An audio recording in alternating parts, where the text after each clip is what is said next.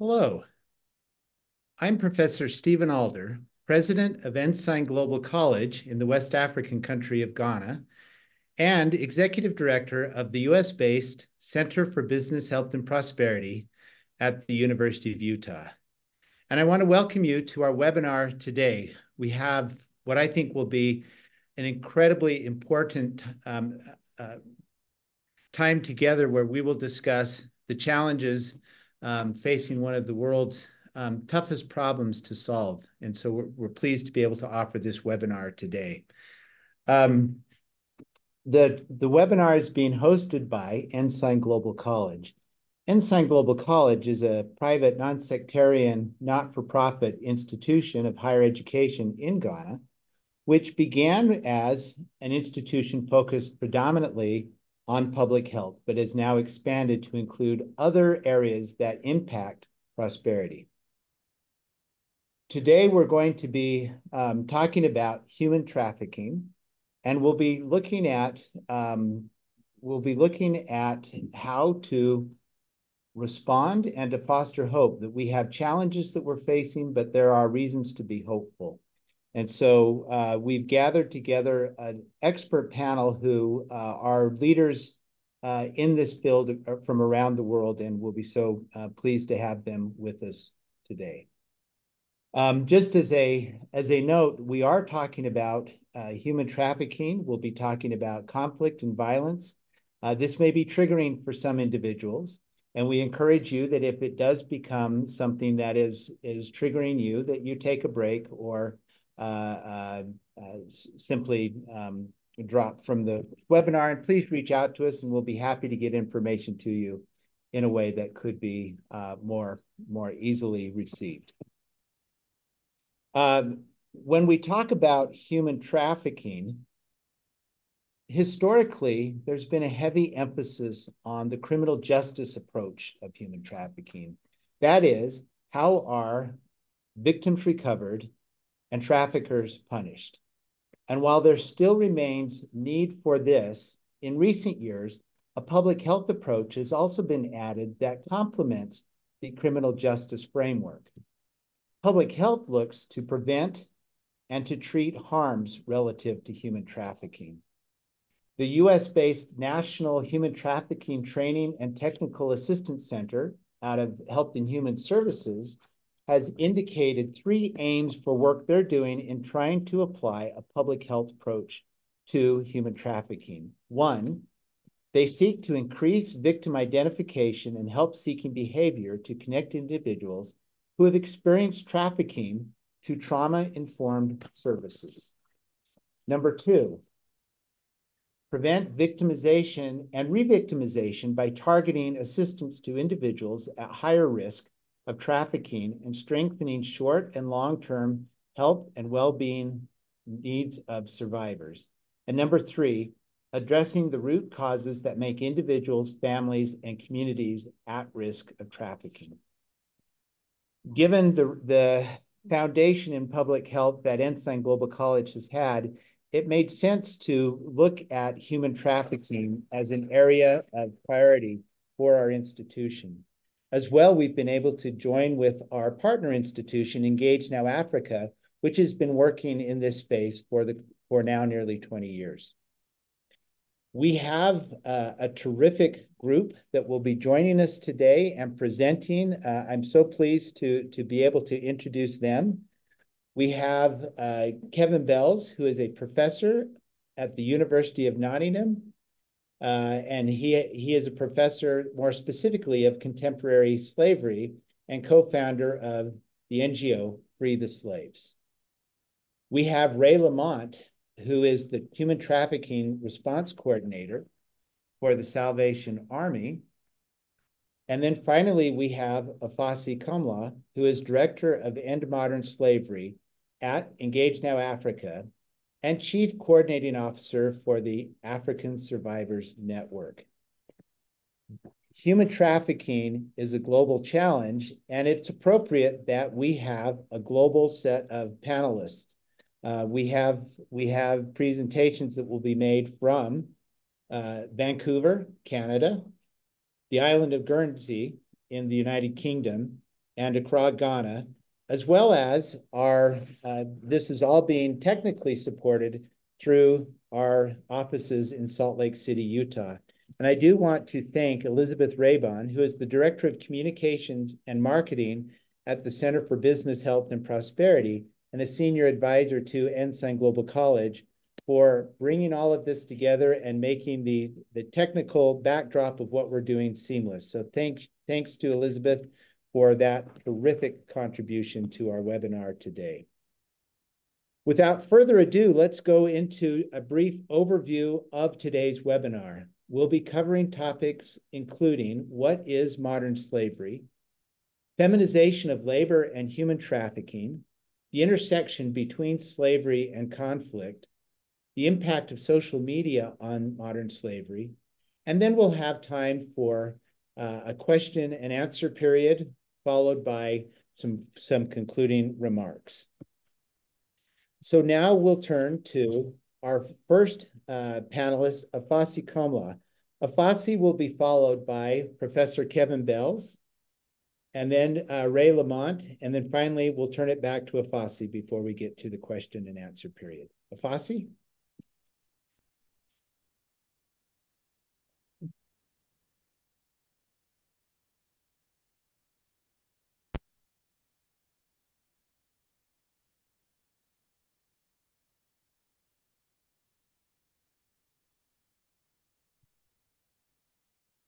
Good afternoon, good evening, wherever you find yourself. My name is Afat, and it's a great opportunity for me to be part of this great webinar to contribute my expert to the subject matter. And also, we are asking people to feel free to drop their questions, and we'll be willing to assist them. Human trafficking is a serious crime in this world. It involves recruitment, transportation, and harboring or receiving of a person or giving a person for the purpose of exploitation. Although modern slavery is not defined in our laws, it is an umbrella term that focuses attention on legal similarities,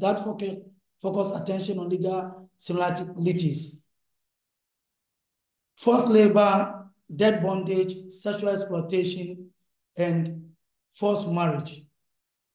According to the Work Free Foundation, modern slavery refers to a situation of exploitation that a person cannot refuse to leave due to the threat, violence, coercion, deception, and abuse of power. Types of slavery today: child labor in fishing growing community, cocoa growing communities, and illegal mining area. Forced labor, sexual exploitation and prostitution, domestic servitude, head portage.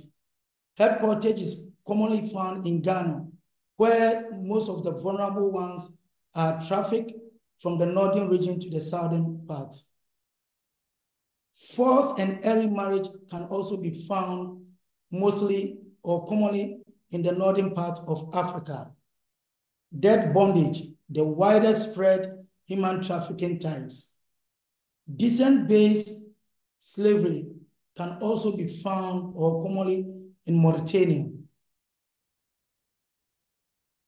According to the latest global estimate of modern slavery 2022 from Work Free Foundation, the International Labour Organization, the International Organization for Migration, 49.6 million people live in modern slavery, forced labor, and forced marriage. Roughly a quarter of these victims are children. 22 million are in the forced marriage. 2 out of 5 of these people were children.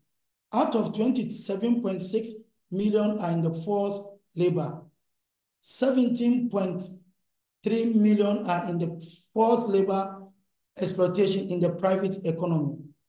6.3 million are in the commercial sexual exploitation, and nearly 4 million are in forced labor imposed by the state Authority. The figures are very alarming and scary because the total number of people who are enslaved are more than the population of Spain. You can imagine the population of Spain that all people or all population are enslaved. It's alarming, and I'm glad we are going to talk about this, and Professor Bills is going to walk us through some important topics also.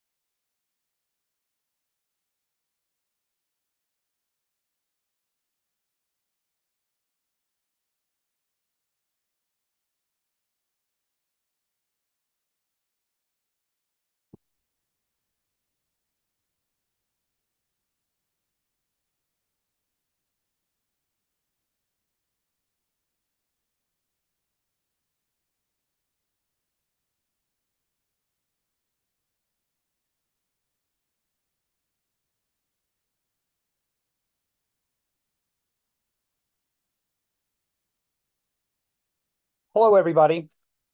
It's really great to be here. Sorry I paused there for a moment. I thought Apostle had a bit of film he was going to show as well, but that's fine. Um, I want to talk to you about uh, how slavery is and human trafficking is deeply related to conflict today. It's something that we've just recently, in the research institute in which I work, began to understand much more clearly. We began to build a database. This is a picture of it here, um, about that looked very closely at every single conflict that had occurred in the world since 1989. And we began to look closely at these, of which there are hundreds, and we began to say to investigate every single one of the conflicts, and then to ask, is there any form of human trafficking or enslavement operating within that conflict? I thought when we began that we might find slavery and human trafficking in about half of all conflicts. In fact, we found that it was in almost 90% of all conflicts. We found child soldiers in 87 some percent. We found forced labor in just under half. We found sexual exploitation and forced marriages in about a third of all conflicts, and trafficking in 17 or 18%. And by trafficking, one of the most important things there is not just small scale trafficking, but large scale trafficking by armed gangs, often to raise funds. Now, in some ways, we shouldn't have been surprised about this, because if we look across time, if we look back in time, you'll actually see that people are being taken into slavery within conflicts 5,000 years ago, 6,000 years ago, all through the biblical times. There are plenty of records that go all the way back to the beginning of human history that shows us that people have been using conflict as a way of taking people into slavery and in sometimes trafficking them as well. If we go back to a very famous Greek in 350 BC, he was saying, look, everybody understands. Who doesn't know that the victors get to keep their property and add to it that of the vanquished? And what that means is the victor can lay his hands on everything at once: men, women, their property, and all their land. It is a universal and eternal law that in a city taken by war, everything, including people and property, belong to the victors. It was a fundamental fact of life in the past. And in some ways, we should have been a little more aware that it was happening today, not least because, here's a quote from one of the leading Nazis in the Second World War, who was saying, look, one of the key things that our war aims project is that we want to enslave significant numbers of people in order to make them do all the work that we need done. We don't have to use soldiers to do it. He says, this is Heinrich Himmler saying, we need to take over all of the Eastern Europe. If we don't fill our camps full of slaves with work slaves, then he said, we're not doing the right thing. And he said, we can also be kidnapping their children. We can be using them. We can convert them into Nazis. And he says, you know, whether a nation lives in prosperity or starves to death interests me only insofar as we need them as slaves. So, slavery in conflict. It was big in the past. It was big in the Second World War. It also has several subcomponents to the way it works. One of the most important is if you understand about how conflicts and wars occur and how they talk about having strategies and tactics within a conflict. Strategy means things that you're using and doing within the conflict that will in fact push you toward your aims, your ultimate goals that you want to win in this conflict. Tactics are about how you get there, what you need to do to make those things happen. So an example from the United States and its famous Civil War is that the southern states had an enormous number of slaves already. And in fact, the whole war was simply about whether or not slavery should remain legal. But what that meant was every single basically white man who could carry a rifle could be put on the front line because all the other types of work were being done by enslaved labor. Meanwhile, on the strategic side, the North, at one point, fairly close into the beginnings of the war, said, we're going to issue a law that frees all the slaves in the South for the first time in American history. That was strategic because it undermined the key goal of what that war was actually all about. Now, I want to go closer to the present moment and tell you that groups like ISIS, and this is the ISIS magazine. I don't know if you knew that the terrorist group, that conquered a significant part of the Middle East before being pushed back down, actually has its own magazine. I wouldn't recommend that you try to find this on the web because people are watching who reads it. But one of the key things about it is that the ISIS leadership were not shy about explaining in their magazine that slavery was a significant part of both their strategic and their tactical goals in their conquest of northern Iraq.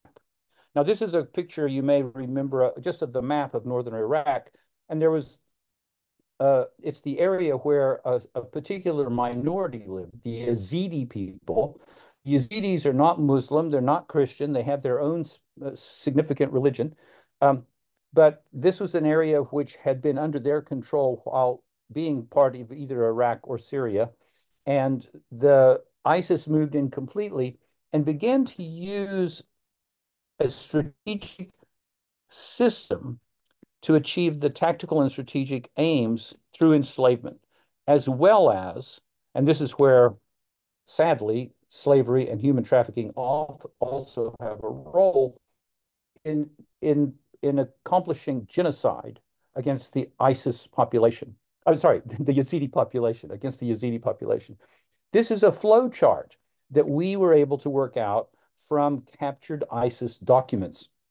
And you can see that once ISIS moved into an area, the men and boys over the age of 12 were, for the most part, just immediately executed. It was just a slaughter. Women, elderly women in particular, were also executed immediately. But notice what happens to the captured women and the children who are young children, married women without children, unmarried girls, so forth. They're transported in different locations. Some are sold in markets, and by that I mean by auction. They were slave auctions. Some of them were given as gifts and rewards to ISIS fighters. Sometimes they would call it marriage, even though it wasn't marriage. It was basically sexual assault. Sometimes it would be about held in rest houses, which actually meant forced sexual exploitation by soldiers. it was a significant number of different uses, some tactical and some strategic, that ISIS as a criminal conflict directed group used to make the most out of the slaves that they took in conflict. And by the time they had got up and running, they were making about $2 million a day from all sources, but slave trafficking was a key part of the income stream that was managed by a minister of spoils. A lot of this being online auctions of young women.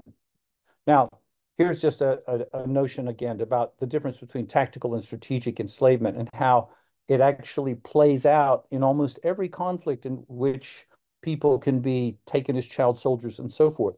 Sales, direct human trafficking, child soldiers, that's all tactical approaches. And then strategic executions to get rid of the people that you don't think actually deserve to be alive.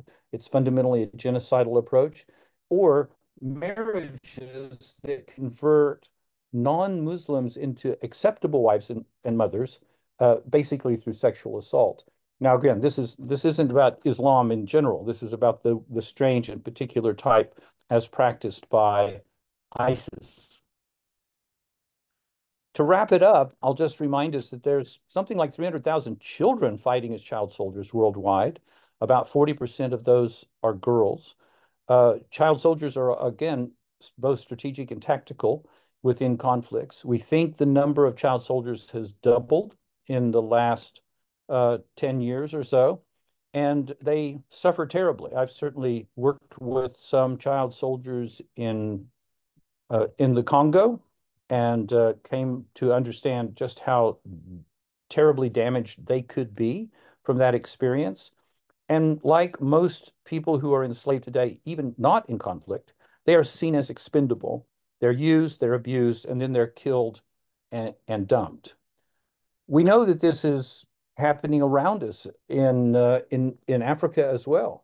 Here's women and girls that were rescued from enslavement by Al-Shabaab in Uganda not long ago, and this is as it was reported in the Ghanaian press.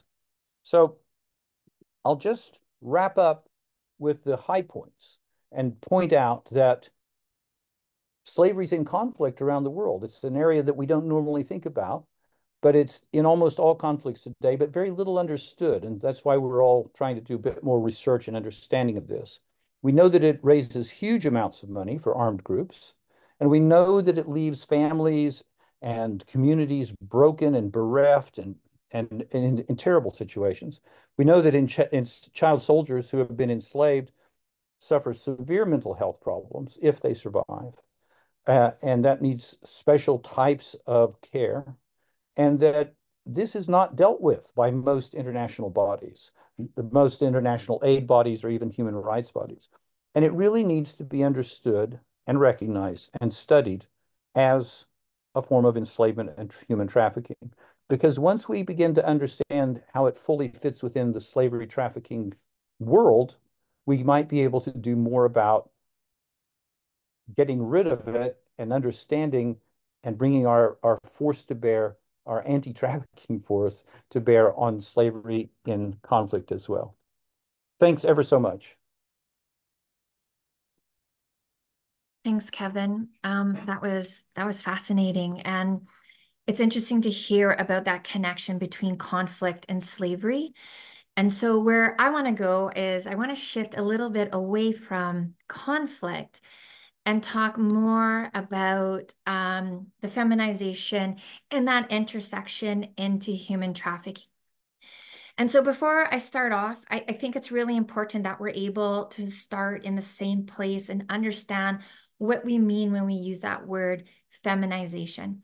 And so feminization is really just talking about a process in which more and more women are becoming involved in activities where there have traditionally been more men in that activity. And so as I shared already, I'm going to talk about the feminization of labor and how that labor and places where labor has been dominated by men traditionally is experiencing a feminization and how that is also very, very intimately connected into human trafficking and exploitation.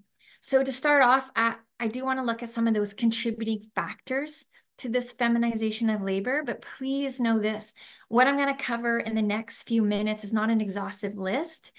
And the ones that we are looking at, I'm really just going to touch on the surface of these contributing factors.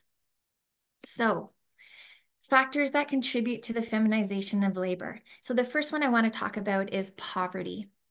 And when we're talking about poverty, we're really talking about a state of deprivation in which people or whole communities lack access to resources and necessities needed to have a life that is healthy and dignified. So when people are living in poverty, we're really talking about the fact that it's connected to having a low income, but they're also not able to afford kind of the basics of what is needed in their lives. So they're not able to afford things like maybe medical care or have access to electricity or shelter or food on a consistent, ongoing basis. Within poverty, there's also this thing called extreme poverty. And the World Bank has defined extreme poverty as people living on less than $2.15 US a day. When we're talking about extreme poverty, we're not just talking about having a low income. Extreme poverty is about not having an income. It's about people and what they can and cannot afford. So people who are experiencing extreme poverty, they can't afford the basics in life in order to survive. And what they can't survive without, all human beings, is things like food and shelter, having access to water and clothing. Now, in this area of poverty, we see that today there's around 719 million people, which is about 9.2% of the world's population, that are living on less than $2.15 US a day. We also see that 24% of the world's population, which roughly equates to around 2 billion people, they're living in very fragile contexts, which are being characterized by impoverished conditions and very dire circumstances. Estimates from UN Women report that 388 million women and girls around the world would be living in poverty by 2022. And just to have a comparison of that, within that same study, they reported the number of men and boys who would be in that same category would be around 372 million. So in poverty, we have seen a feminization of it. We have seen a disproportionate number of women living in poverty compared to men. So poverty has now become a gendered issue. Here's why. Globally, women are paid less than men. The gender wage gap is estimated to be around 23%. This means that women earn 77% of what men earn. These figures are very, we think they're understated. They're understating the real extent of gender pay gaps, particularly in countries with lower economies and where informal self-employment is prevalent. We know that more than a third of the world's household depends solely on women for all income and necessities. So women at work, women's work is very vital to survival, to all of our survival, and the ongoing reproduction of human beings in all societies. Women's labor, we see it dominant in food production and processing. Women's labor is responsible for fuel, water, healthcare, child rearing, sanitation, and basically the entire range of our human needs. We also see women bear disproportionate responsibility for unpaid care and domestic work. Women tend to spend around 2.5 more time on unpaid care and domestic work than men do. The amount of time devoted to unpaid care work is negatively correlated to female labor and females being able to be part of the labor force and have participation in that area. Unpaid care work is essential to the functioning of any economy, but it often goes uncounted and unrecognized. It is estimated that if women's unpaid work was assigned a monetary value, it would probably be somewhere between 10% to 39% of the GDP.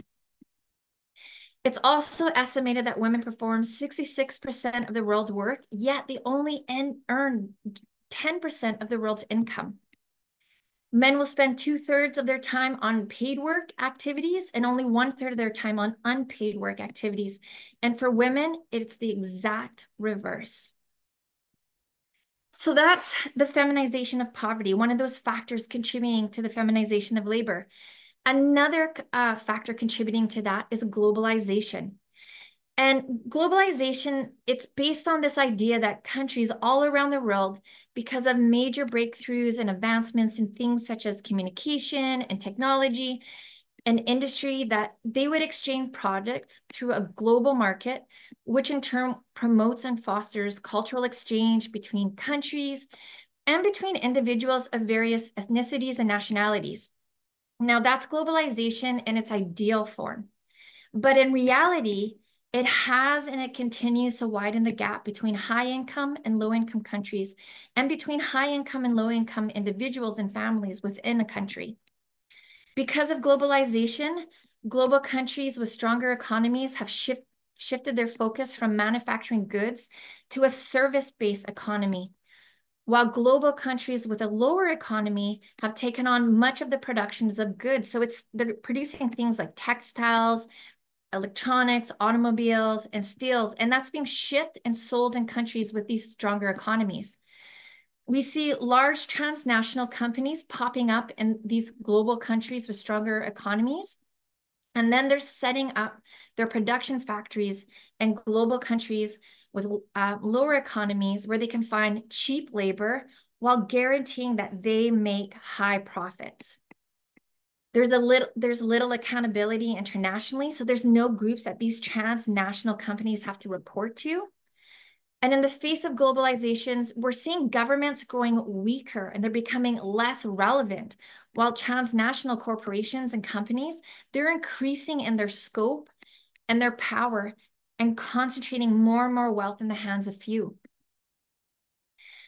While there may be more jobs in these countries with a lower economy, they're jobs that provide insufficient income and hazardous work conditions. It's resulting in less government involvement in things and support in things such as health and education. And it's also resulting in a climate where low-leveled and low-paid employment has become increasingly feminized again. So it's women more so than men who are working in these factories because of a dual labor market created where higher paying, more stable jobs are going to men, and the low paying, less secure, unsafe jobs are going to women. If anything, many reports have shown that globalization and international policies surrounding large transnational companies have exacerbated poverty and that feminization of poverty that many women are encountering. So then the last factor that contributes to the feminization of labor is migration. And we know that in today's world, women make up more than half of all migrants who move to places all over the world just to find work.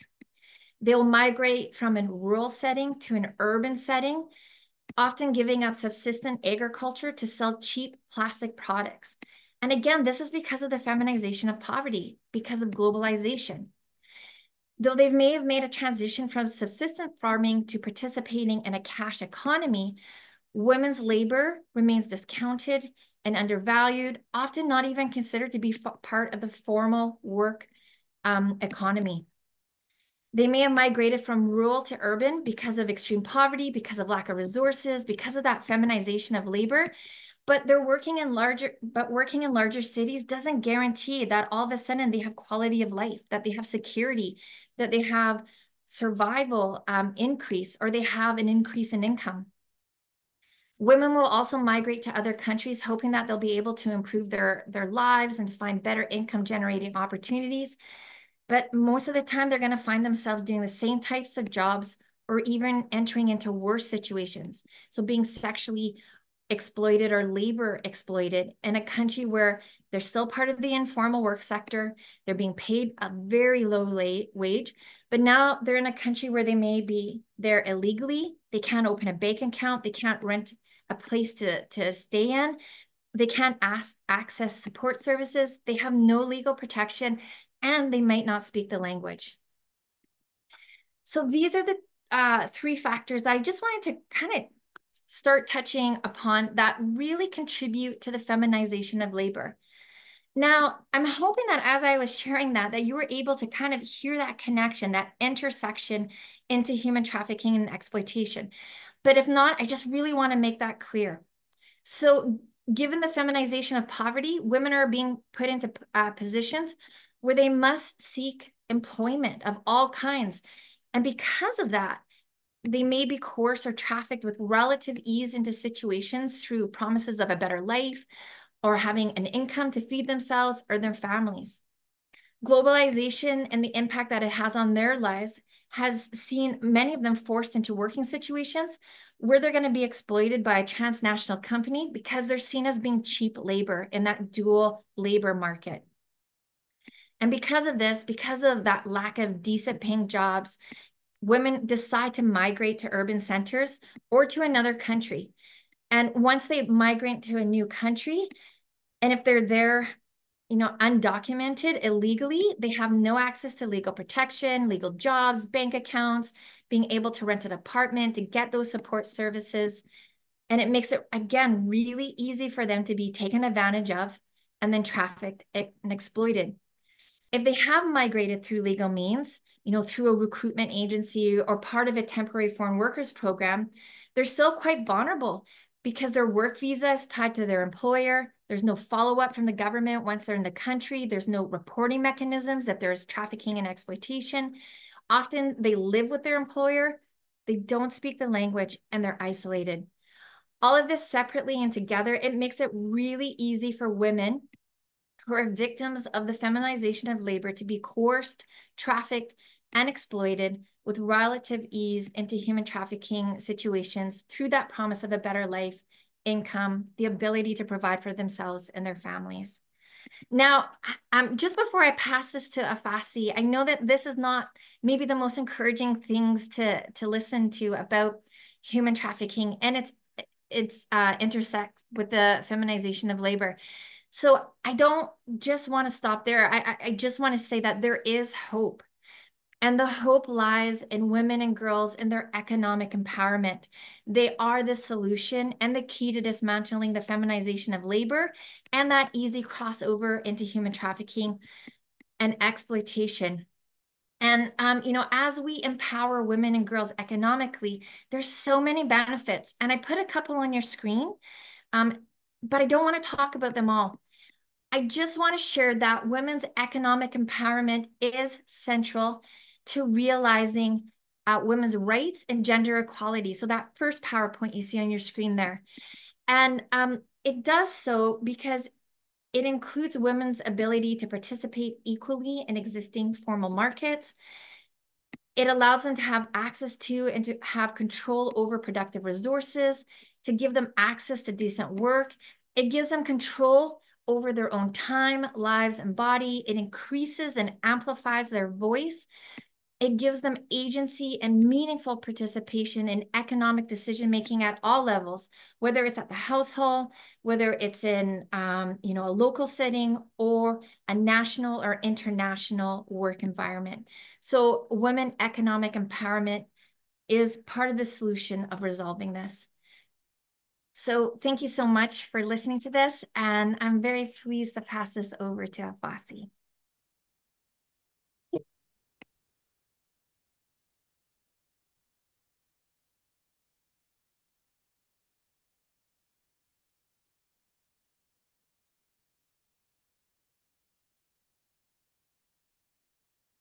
Thank you very much for walking us through this wonderful presentation of factors that contribute to modern slavery.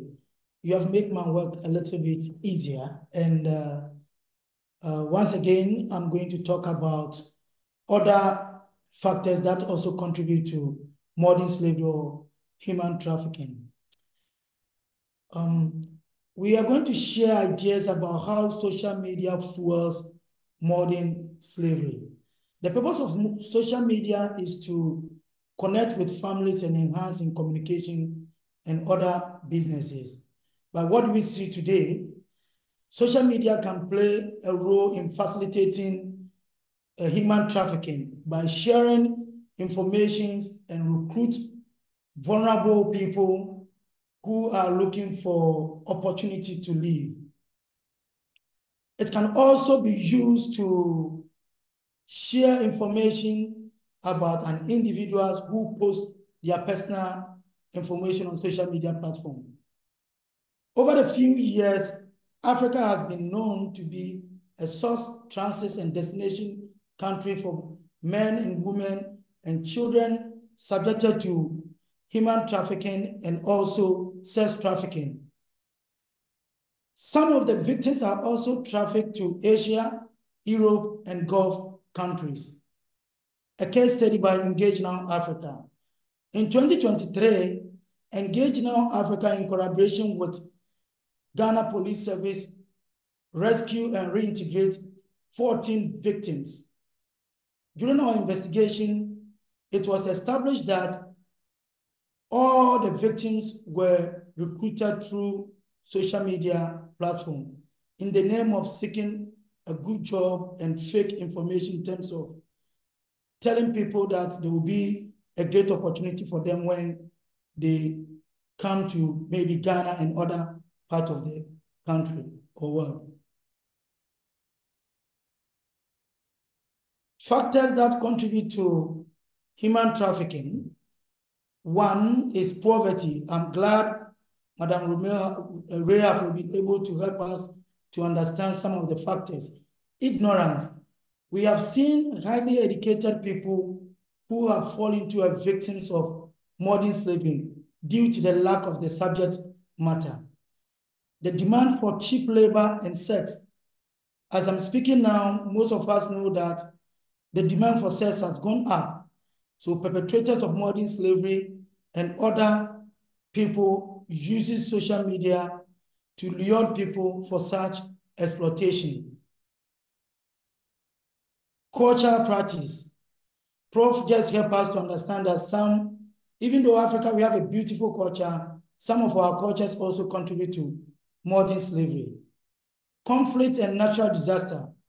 As we know, in West Africa and other sub-regions, we are still going through a lot of political issues in terms of conflict. And people are vulnerable who are looking to seek for better life sometimes fall into these hands of perpetrators and other etc. One of the factors that contribute to child labor and child trafficking is also the broken home, not always poverty. According to Dr. Lynette Gay, she also emphasized that broken homes can also contribute to human trafficking. In recent times, perpetrators of modern slavery have capitalized on the visibility of social media to recruit victims for so many reasons for exploitation. The emerging trend. What do we see today? The new pattern.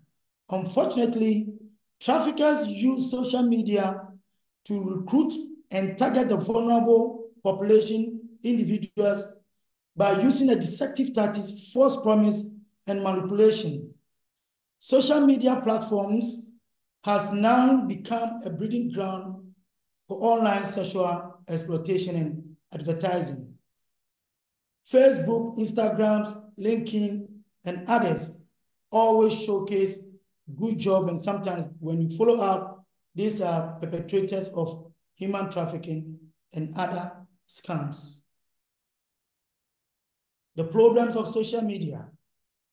Online platforms make it easy to identify potential victims, especially those who post their personal information. Social media companies has then been slow or reluctant to crack down activities of modern slavery. Traffickers also use social media platforms to showcase victims and connect them to potential buyers, which make it difficult for law enforcement agencies to track them. According to the report published by GeoPool, Africa is experiencing a significant shift A survey conducted by them in 4 countries, Ghana, Nigeria, Kenya, and South Africa. Africans, especially the youth, congregate on social media for so many reasons: economically, education, social, and etc. Facebook, 82% of the youth congregate on social media. TikTok, 60%. Instagram, 54%. X or Twitter, 49%. LinkedIn, 28%. And Snapchat, 25%. These have indicated that most of the youth always on social media for different reasons.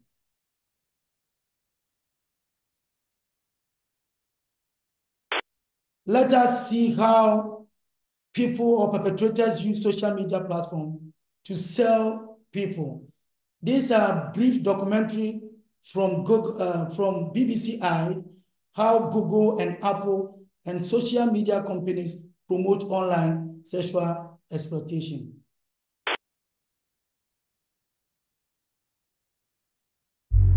عم بتصل فيك مشان الشغاله المحطوط على الانترنت عندك. للامانه الشهاده لله ما اساسها بيها زينه، ولو تقعدت الساعه 5 الفجر ما تكشف نفسها وزينه. فينا نشوفها؟ انت وجه الاسئله. هذه شوفي الناس اللي انا قاعد اقول. In the Gulf, women employed as domestic workers are being sold online via apps provided by Google and Apple. انا والله باقي على هذا حوالة واتساب. تبيها تعطيني ابوك. It's been called an online slave market. شو بشأنك؟ شخص عنده صورته هون for sale. BBC News Arabic goes undercover in Kuwait to expose this shocking and disturbing online trade.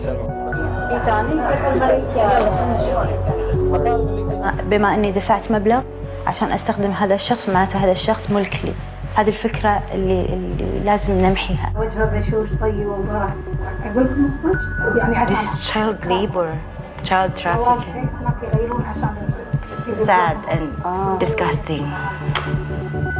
It's an unregulated black market depriving women and children of their basic human rights, leaving them at risk of exploitation and abuse. When I stay with my madam, I sleep me and the cows. You know cows? All made possible by the Silicon Valley tech giants. What they are doing is illegal. If Google, Apple, Facebook, or any other company is promoting apps like these, hosting apps like these, they are promoting an online slave market.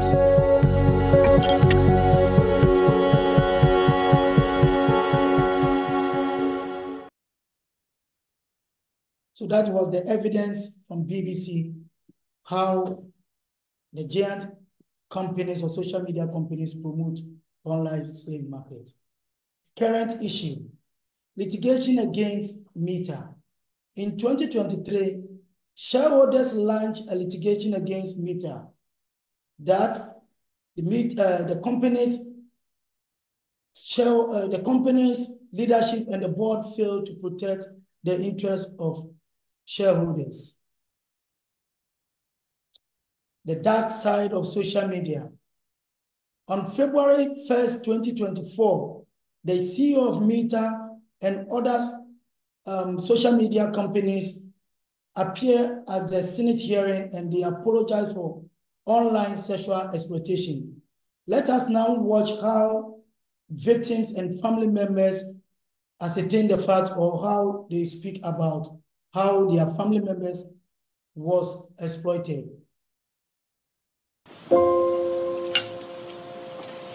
I was sexually exploited on Facebook. I was sexually exploited on Instagram. I was sexually exploited on X. This is my daughter, Olivia. This is our son, Matthew. Look at how beautiful Miriam is. My son, Riley, died from suicide after being sexually exploited on Facebook. The child that gets exploited is never the same ever again. I reported this issue numerous times, and it took over a decade before anyone helped me. You might be able to tell that I am using a green screen. Why is that? In the internet world, my past abusers can contact me. Fans of my abuse material as a child can find me and contact me. As a 17-year-old child, I had to write a victim impact statement after being extorted for 4 consecutive years.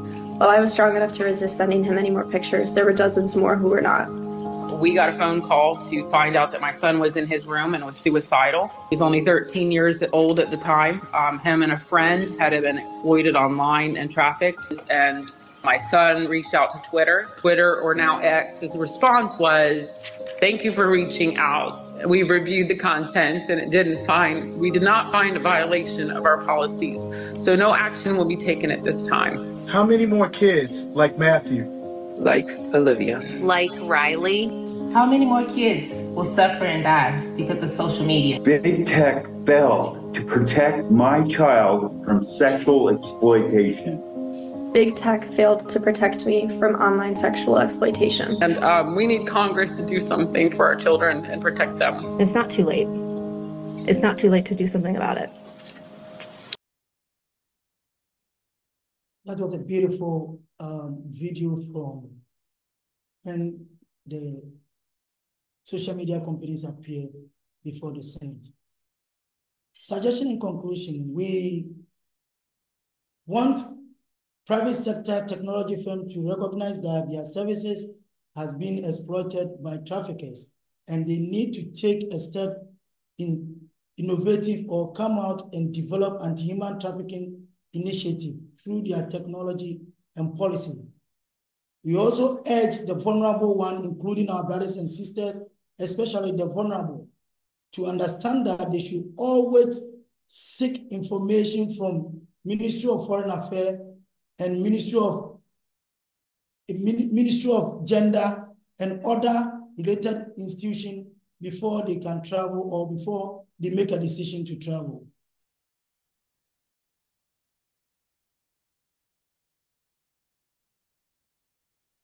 We therefore suggest that we need a global corrective effort to combat human trafficking. We need to speak for the vulnerable ones and the voiceless. This is my very wonderful quote from Napoleon.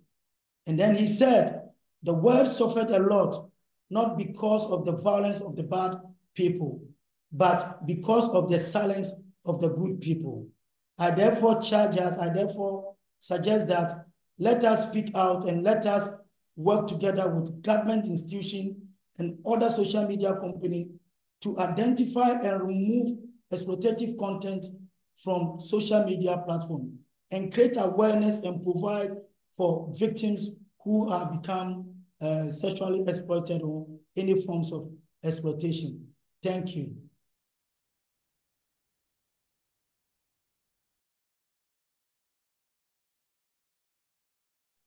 Well, a huge thanks to our panelists who have I think provided insights and shared their expertise with us. Before we get into question and answers in what I think is an incredibly important topic, and I think they've helped us hopefully think about this perhaps differently than we did before the webinar.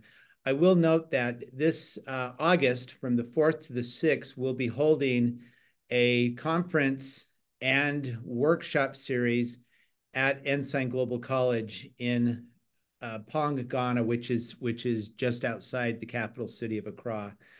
The conference will be focused on the public health challenge of human trafficking, prevention, intervention, reintegration, and recovery. So please note those dates and join us if you're able to. We'll be sharing more information. And as you've signed up for this webinar, we will send information to you in response to your participation.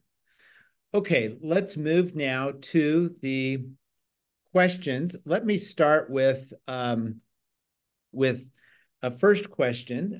We've had several from our audience, but first of all, as you look across all the work that can be done in the space of addressing human trafficking and modern slavery, are there any approaches that you feel should be particularly prioritized at this stage that may be underutilized at the moment? But I'll open that up to any of the panelists who would like to respond. Go ahead, Ray, jump in. I can tell you're ready. Yeah, I don't want to like jump in before anybody else, but I do think two approaches to doing this type of response work when it comes to human trafficking and exploitation. It really needs to be based in trauma-informed approach. So recognizing that everybody has gone through trauma, working in our organizations or NGOs or institutions to make sure that we are trauma-informed in our policies, our practices, our manuals, and how we do everything. And then creating those spaces for healing to happen. I think the other important approach within this is that we need to be led by people with lived experience. And I think, even as experts, we come with our expertise, but we don't have that lived experience. And that lived experience is fundamental to developing prevention work. It's fundamental to support services. It's fundamental to protection services and policy work. And so it's really important that we have that ingrained in everything that we do. Thanks.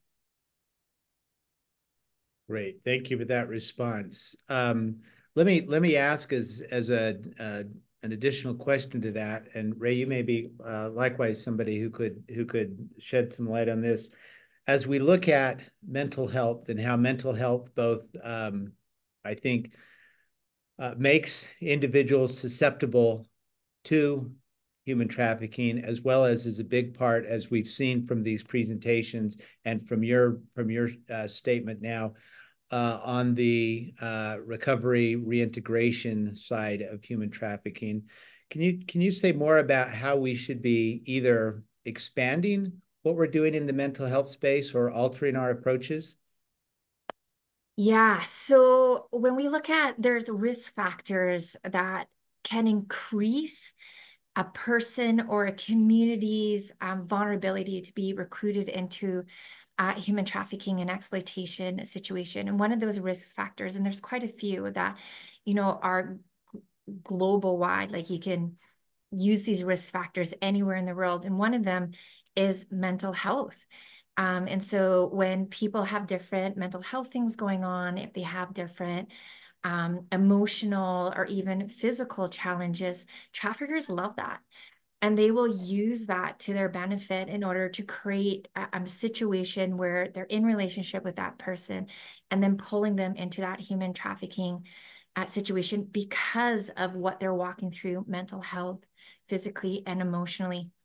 When it comes to supporting people, and even just our approaches as we work in this, we need to recognize that anybody with lived experience will experience complex trauma and different levels of trauma because everything that they're going through in that human trafficking and exploitation situation is very traumatic. And so part of walking alongside, supporting, amplifying is making sure that as they're journeying towards their defined well-being, that we have trauma counseling put into place, that there's different levels of therapy put into place and different ways to do that, that there's mental health supports alongside housing. Housing is always a big concern when you get out of a trafficking situation. And if you don't have that housing, you can't deal with all of those other things that are part of the healing process. And it's not just a one-day thing. Sometimes this takes years and years and years for people with lived experience to journey through. And so you can't just offer it once. It has to be done knowing that they'll probably need it for years, and the support and finances need to be there to provide those types of services. Let me jump in, if I may, and just say that in our research institute at Nottingham, we've been really privileged to have a whole number of survivors of slavery who have joined us there. Some have done their PhDs and become, doctors and professors and so forth. But the learning that we have had from people who have with the lived experience has been remarkable. I'm just going to tell you about two little things. One in particular has to do with what is the nature of how the mind, the brain, the person responds to being caught up in a situation of enslavement. And one of the things that's come through are the research that was led by survivors, not by old profs like me, but led by the survivors, and they were showing how they were explaining to us how there are two particular things that happen is that under the threat of constant violence, of constant pain, of constant harassment that goes along with being enslaved, you begin to shrink in a way in your mind into a situation that they described as, firstly, aspatiality, meaning they learn never to move from where they were. In other words, because if they did so, they would suffer pain. And the other was about atemporality. In other words, being, in a sense, removing yourself from the flow of time. Don't think about the past. Don't think about the future. Think about only the present, because if you live in the present and you serve the person who has enslaved you well in the present, you won't be harmed for thinking of for reaching toward the past to your past or to the future where you want to get out of that situation. Atemporality and aspatiality. It was a revelation when they began to explain this to me, because I have to admit, I've never been in slavery. I never understood the fundamentals of what it would do to one's mind. And now we're beginning to take that into the next steps and say, what happens if we look at the brain images of people who have been in slavery as compared to those who haven't? And what can we do to make sure that new therapeutic techniques are arrived at to do so? There's also been some very interesting and really strong work lately on child soldiers, particularly groups in conflict in East Africa. That they've looked at that, but there's an enormous number of people around the world, millions, literally millions, who live with that type of complex post-traumatic stress disorder that we still don't really have the best ways of understanding how to address and work with people to recover from that post-slavery, post-traumatic stress disorder. Thank you for those insights. Afasi, as we think about these additional facets of human trafficking and modern slavery, like mental health contributions and effects of this phenomenon, I'm interested to know, you're on the ground quite a bit. You're working with communities. You're working directly in areas where these sorts of things are happening. Can you tell us about how human trafficking and modern slavery are also integrated with other types of human exploitation and what we can learn from that? Okay. Thank you very much. I believe that with a little bit experience that I can share is that most of these survivors go through a lot, because we know that the component of human trafficking, the rescue component, is the most expensive part. And sometimes survivors find it difficult to access healthcare services and other important services because of the cost involved. Example, if someone is rescued and you want to ascertain the fact whether the person has been sexually exploited, you need to take the person to the hospital to go through a couple of lab tests and other stuff to ascertain whether the person is okay or the person have contacted sexually transmitted infection. And it's difficult for them. So Engage Now Africa, in collaborating with some of the health institutions, we work together to run these services for them and provide assistance for them. Even that, when the person is a foreign national, it's sometimes difficult, but Engage Now have other network platform that we pass the baton. So if somebody is going to Nigeria, and Engage Now belongs to, is part of the Commonwealth 8.7 network, we sometimes refer the survivors to other institutions where they have the capacity to support in that aspect. I believe and I know it's not easy aspect for them, because if a victim has been tested and he or she is contacted with HIV, you can imagine how trauma and other health challenges the person will be. But I believe in collaboration. I believe the last P for partnership, everybody have the strength to contribute something to make the work successful. So this is what I can share with you. Stephen, can I also add on to what Afasi is saying? And Afasi, what you were sharing was really great. We know that trafficking is always for the purpose of exploitation. And so exploitation can look like, sexual exploitation, labor exploitation, the prostitution of others, slavery, and other similar practices. And so when you were asking, what is that connection between trafficking and other forms? Trafficking is always for the purpose of exploitation. Great, thank you for those responses. When we look at human trafficking, we and I think your presentations have all done a terrific job in highlighting that it differs by region, it differs by type of human trafficking, it differs whether somebody is old or young, male or female. When we think about creating responses in whichever form they take, do you have recommendations for us on how we should think about that relative to addressing the particular conditions that either create the vulnerability or have led to somebody being trafficked, or even as we think about the backside of somebody who may have been rescued and is being reintegrated into society?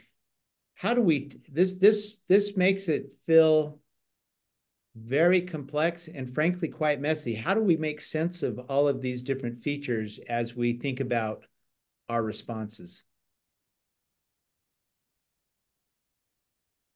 I have to say it's even more complex and messy than you might have even alluded to. In that, when we recognize that this is a global phenomenon, right? That trafficking is the feeder process that takes people into situations of enslavement but it happens across all cultures. And what that means is that, to just add one more layer to the complexity, is that you have to deal with it within its cultural context. So that the way that you work with someone who in rural India is going to be very different to the way you'd work with someone in downtown Accra in a complex urban environment within a completely different cultural context. And finding the way through is all about going back to those people who really know what they're talking about, often better than we teachers do, which are the people who are with the lived experience.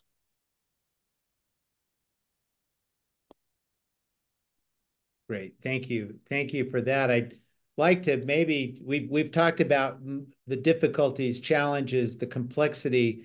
It's a pretty grim picture. This is a very difficult but incredibly important world challenge, and if anything deserves our attention and effort, this does.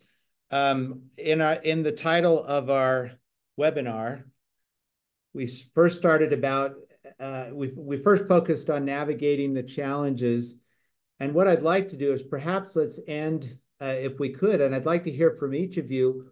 Why should we be hopeful? This just sounds messy, tough, and incredibly overwhelming. Why is there reason to hope? Afasi, maybe we'll start with you, and then Ray will follow up, and then Kevin, we'll have you give the final word on that.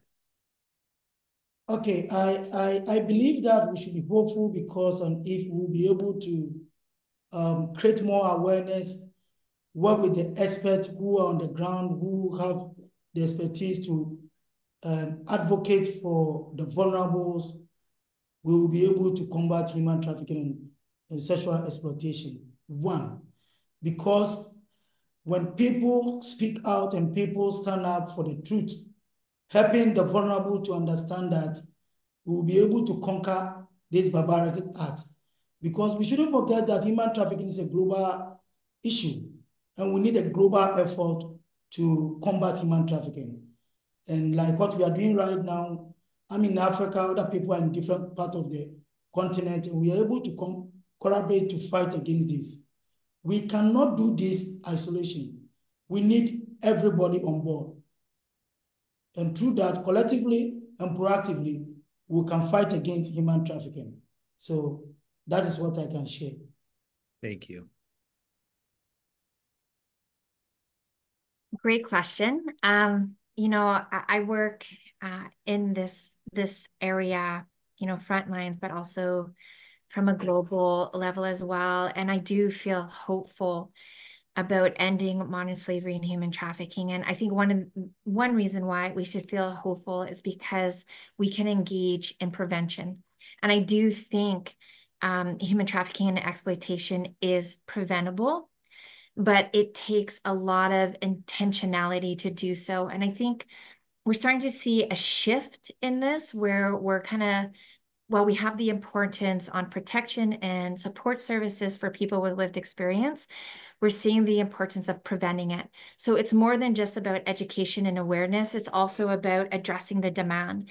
It's about addressing root causes and those intersections that we see between human trafficking and exploitation and other social injustices.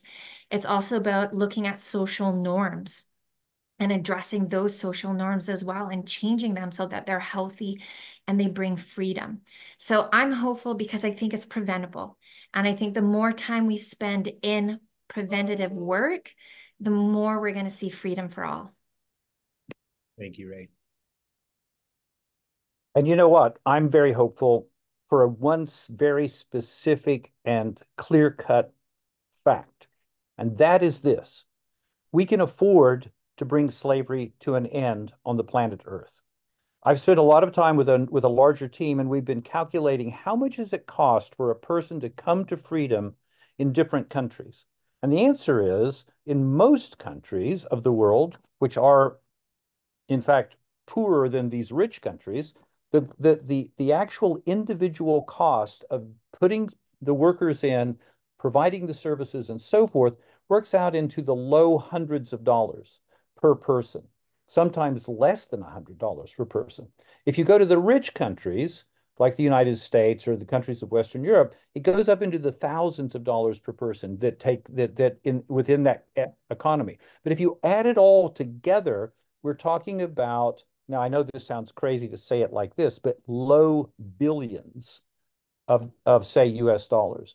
Now I say that, and you think, well, where on earth are we going to get billions? But the point is, Elon Musk pays himself an annual income. It's equal to the amount that would free everyone out on the entire planet. Just Elon Musk's annual salary. It's a tiny fraction. I mean, like less than 1% of the global economy if we chose to use it, if we chose to redirect resources in that direction. And we know we can do that.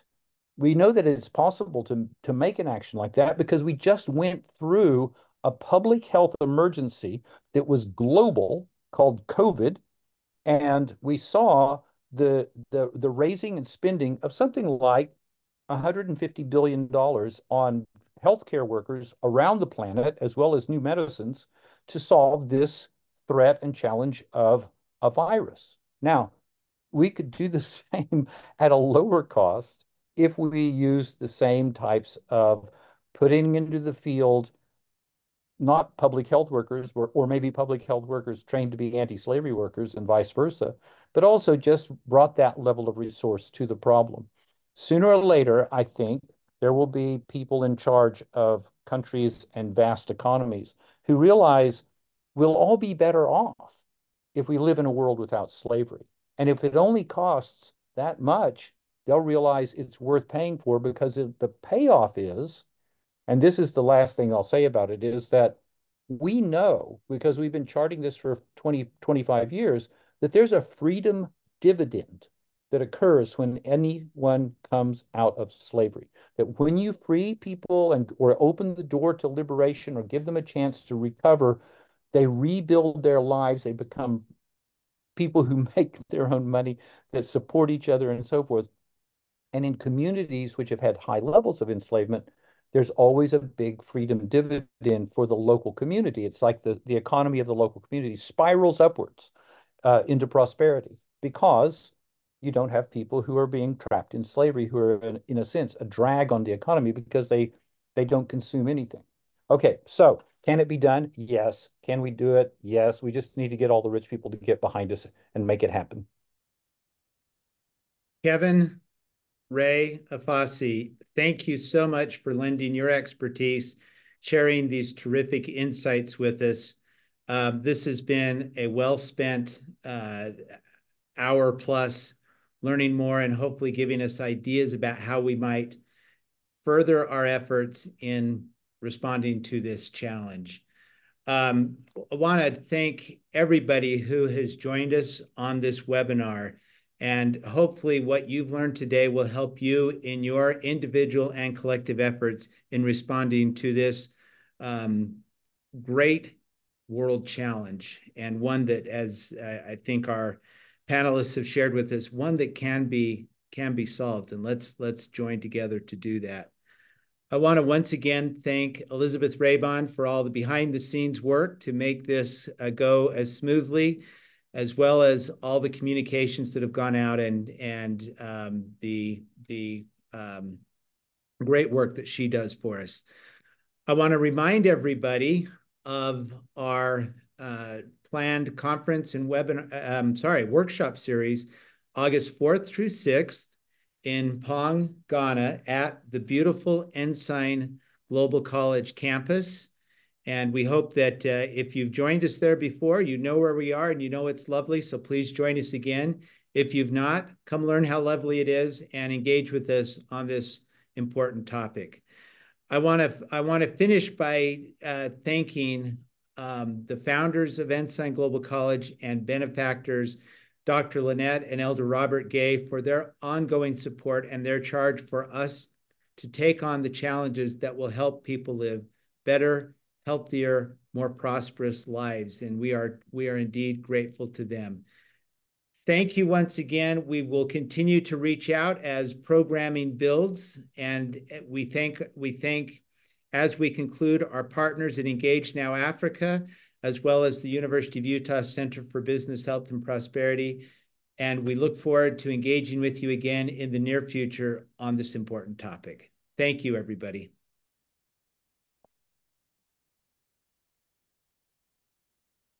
Bye, everyone.